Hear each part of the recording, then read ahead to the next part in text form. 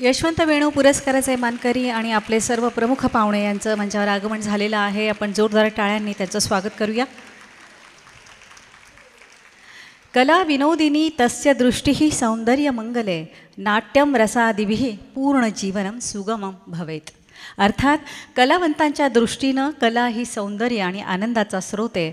नाट्यकलेच्या माध्यमातून रसपूर्णता निर्माण होते आणि जीवन अधिक सुखकर होतं। आदरणीय रंगमंच, उपस्थित मान्यवर, आमंत्रित पाहुणे कलाकार, माझ्या प्रिय कला आणि नाट्यप्रेमी रसिकांना नमस्कार। रसिक हो, आज आपण सर्वजण एका विशेष आणि ऐतिहासिक क्षणाचे साक्षीदार होण्यासाठी इथे जमलो आहोत।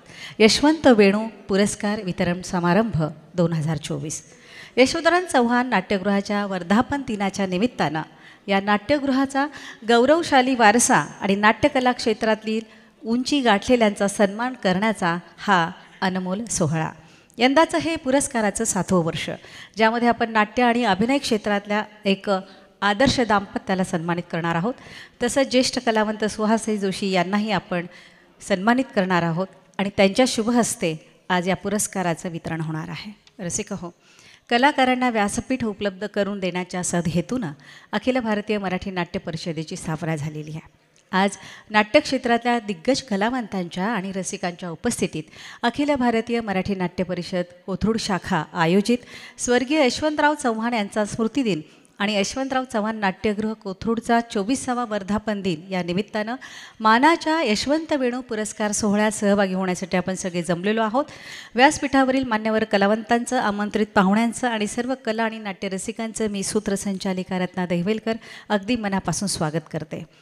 जीवनाचा हा रंगमंच, क्षणांचा हा खेळ, कलेतून निर्माण होतो प्रत्येक भावनेचा मेळ। नाटक आणि अभिनय हाच जीवनाचा श्वास, याच कलाविष्कारानं जिंकला जगाचा विश्वास। रसिक हो, आज 25 नोव्हेंबर हा स्वर्गीय यशवंतराव चव्हाण यांचा स्मृतिदिन, यशवंतराव चव्हाण नाट्यगृह कोथरूडचा 24वा वर्धापन दिन, तसंच रंगकर्मी दिवस, प्रभाकर पेंढारकर यांची पुण्यतिथी, सर्वार्थानं असा हा आजचा विशेष दिवस। त्याच औचित्यानं आज यशवंत वेणू पुरस्कार सोहळा आपल्या सगळ्यांच्या उपस्थितीत आणि साक्षीनं इथं संपन्न होतो आहे। खऱ्या अर्थानं नाट्यकला क्षेत्रातल्या अनुभवसंपन्न व्यक्तिमत्वाचा हा कृतज्ञ सोहळा।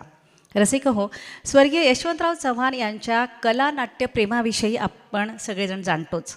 हे तेच होते ज्यांनी नाटकावरील कर रद्द केला आणि नाट्यनिर्माता आणि नाट्यकलाकारांना प्रोत्साहित केलं होतं आणि यांच्या दूरदृष्टीनं मराठी नाटकांना आंतरराष्ट्रीय स्तरावर ओळख मिळवून दिली।